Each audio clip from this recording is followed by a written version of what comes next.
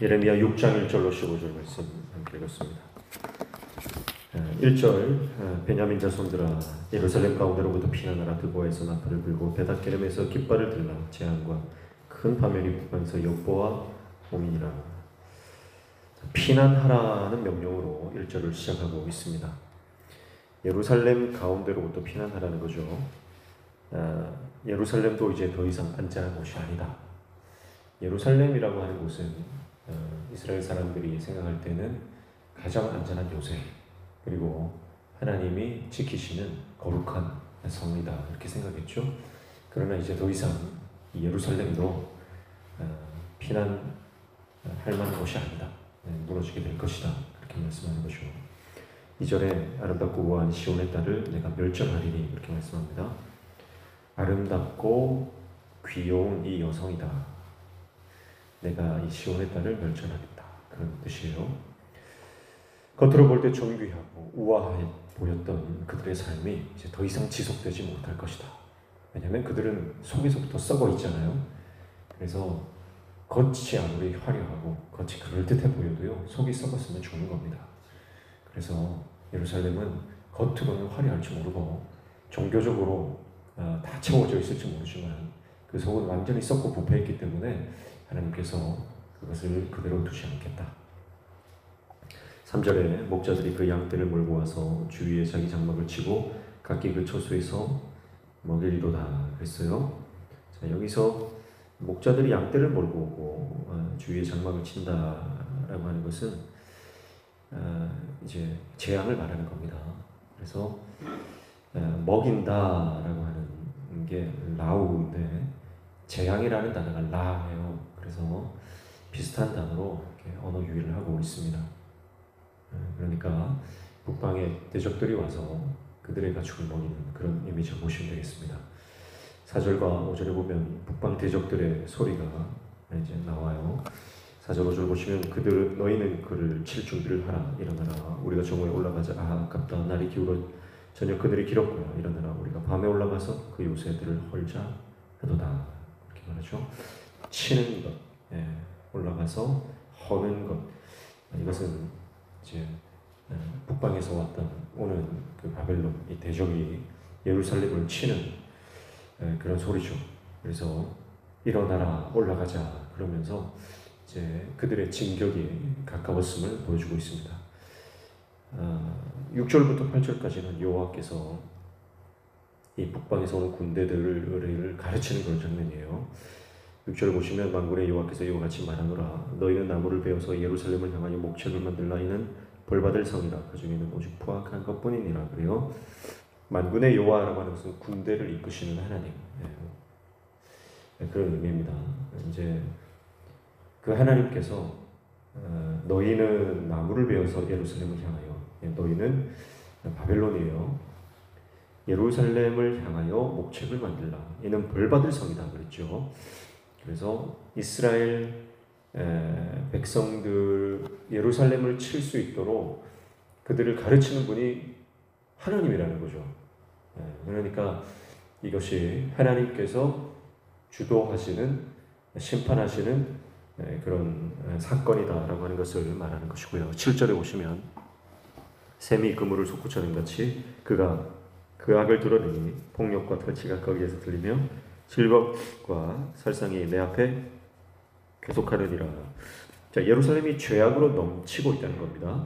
폭력과 탈취, 또 질병과 살상이 내 앞에 계속한다. 그래서 결국 예루살렘을 황폐하게 하는 것은 그들 자신이죠. 그들 안에는 넘치는 죄악들입니다. 8절에 예루살렘아 너는 훈계를 받으라. 그리하지 아니하면 내 마음이 너를 싫어하고 너를 황폐하게 하여 주민이 없는 땅으로 만들리라. 그렇게 말씀하죠. 그래서 훈계를 받으라고 합니다. 훈계를 받으라. 하나님께서 이 훈계를 받지 않으면 이 예루살렘 땅을 황폐하게 하여 주민이 없는 땅으로 만들리라. 그렇게 말씀하시는 거죠. 그래서 9절부터 15절까지는 이제 벌받을 이스라엘 백성들, 거짓된 이스라엘에 대해서 말씀하는데 9절에 보면 만군의 여호와께서 이와 같이 말씀하시되 포도를 따듯이 그들이 이스라엘의 남은 자를 맑게 주우리라. 너는 포도 따는 자처럼 내 손을 광주리에 자주자주 놀리라 하시나니 이렇게 말씀하죠. 포도를 따듯이 이스라엘 남은 자를 맑게 주우리라고 했어요. 맑게 줍는다. 이거는 샅샅이 남김없이 줍는다는 거예요. 그러니까 철저한 심판이죠. 결국 앞에서 주민 없는 땅으로 만들겠다 이렇게 말씀하셨는데 정말 그렇게 주민이 없는 땅으로 남은 자들까지 다 철저히 심판하시겠다. 10절에 내가 누구에게 말하며 누구에게 경책하여 듣게 할고 보라 그 귀가 할례를 받지 못하였으므로 듣지 못하는도다. 보라 여호와의 말씀을 그들이 자신들에게 욕으로 여기고 이를 즐겨하지 아니하니 이렇게 말씀했죠. 결국 그들은 귀가 할례를 받지 못했다. 그래서 듣지를 못한다. 자, 귀가 있는데 할례를 받지 못해서 듣지 못한다. 이것은 영적으로 하나님의 말씀을 깨닫지 못한다 그런 뜻이죠. 그래서 그들이 여호와의 말씀을 그들이 자신들에게 욕으로 여기고 즐겨하지 않았다. 무슨 말씀이에요? 하나님 말씀이 들리는데 그 말씀을 욕으로 여겼다. 하나님의 말씀이 백성들로부터 치욕을 당한 겁니다. 예레미야 선지자가 하나님의 말씀을 선포했지만 그 말씀을요 저주 정도 저주거리로 생각한 거예요. 만약에 부모가 자녀들에게 훈계를 했는데 자녀들이 태도가 그 훈계를 하는 부모를 향해서 쓸데없는 소리 하지 말라. 그는 말도 안 되는 소리다. 모르는 소리 하지 말라. 그런 식으로 태도를 취한다고 생각해 보십시오. 부모 입장에서 얼마나 그 자녀들에게 배신감이 들겠습니까? 그런 거죠. 하나님께서 그들을 구원하기 위해서, 회복시키기 위해서 이 예레미야를 통해서 끊임없이 하나님의 말씀을 선포하시는데 그 선지자의 말을 이스라엘 백성들은요 욕으로 여겼다는 거예요. 얼마나 하나님의 입장에서 치욕적입니까? 귀가 할례를 받지 못했다는 거예요. 귀가 할례를 받지 못해서 듣지를 못하고 들어도 깨닫지를 못하는 영적인 상태입니다. 11절에 그러므로 여호와의 분노가 내게 가득하여 참기 어렵도다. 그것을 거리에 있는 아이들과 모인 청년들에게 부으리니 남편과 아내와 나이 든 사람과 늙은이가 다 잡히리로다. 하나님의 분노가 가득해서 참기가 어렵다. 하나님이 말씀하시는 그 말씀을 경멸하니까요. 12절에 내가 그 땅 주민에게 내 손을 펼 것인즉 그들의 집과 밭과 아내가 타인의 소유로 이전되리라. 여호와의 말씀입니다. 결국 하나님께서 손을 펴시면 모든 것이 다 사라져버린다. 내 것이라고 생각하고 살았던 그 모든 것들이 결국 내 것이 아니게 된다는 것이죠. 그때 깨닫게 되는 겁니다. 하나님의 말씀을 경멸하는 결과가 이거구나. 하나님의 말씀을 무시했던 결과가 이거구나. 내가 쥐고 살아가던 모든 것들을 내 것이라고 착각하며 살았는데 하나님께서 손을 한번 펴시고 한번 입김을 불어버리시면요 다 날아가 버리는 거예요.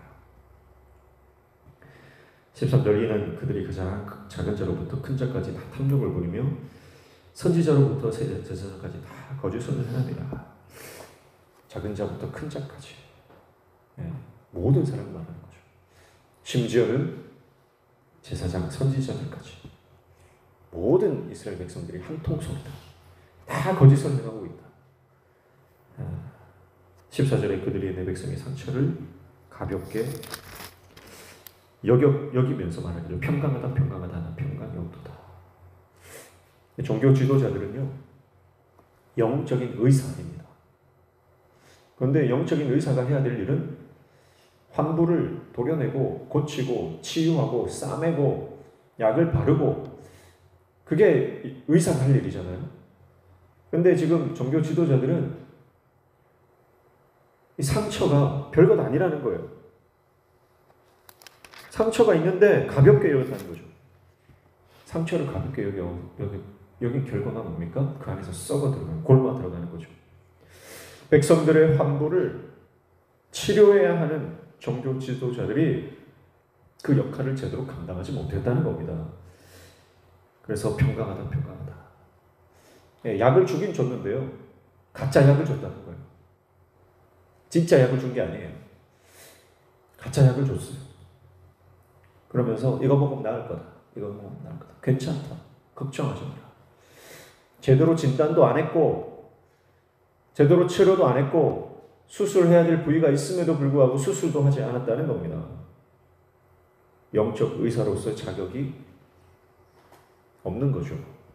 그래서 하나님은 그 자격을 박탈해 버리십니다. 15절에 보시면 그들이 가증한 일을 행할 때 부끄러워하지 않느냐? 아니라 조금도 부끄러워하지 않았을 뿐 아니라 얼굴도 붉어지지 않았느냐? 그러므로 그들이 엎드러지는 자와 함께 엎드러질 것이라. 내가 그들을 벌하리니 그때 그들이 거꾸러지리라. 여호와의 말씀이니라. 이렇게 말씀하죠. 결국 그들은 자격을 박탈당하고 거꾸러지는 것입니다. 목회자가 영적인 이 의사로서의 사명을 감당하지 못하면 자격을 박탈당하는 거예요. 거꾸러지는 거예요. 성도가 성도답게 살아가지 못하면 더 이상 성도가 아닌 겁니다. 내 고집으로 자기 의로 살아가는 사람은 하나님의 종이 될 수 없는 것입니다. 오늘 저와 여러분이 이 땅을 치유하는 영적인 의사의 사명이 저와 여러분에게 동일하게 있는 줄로 믿습니다. 우리가 이 땅을 고쳐야 합니다. 그렇지 못하면 하나님의 임박한 진노 앞에서 멸망을 당하게 될 것이다 말씀하는 것이죠. 오늘 저와 여러분이 이 사명 감당하며 나가는 저와 여러분 되시기를 축복합니다. 기도하겠습니다. 하나님 아버지, 영적으로 제대로 진단하고 제대로 수술할 수 있도록 우리에게 깨닫는 지혜, 할례받은 귀를 허락하여 주시옵소서. 말씀을 듣고도 깨닫지 못하는 어리석은 백성 되지 않게 하여 주시옵소서. 오늘 이 아침에도 주님 앞에 나와 간구하며 기도할 때 우리 기도에 응답하여 주시고 우리 삶에 막혀진 문들이 열려지는 형통의 은혜를 허락하여 주시옵소서. 예수님 이름으로 기도하옵나이다.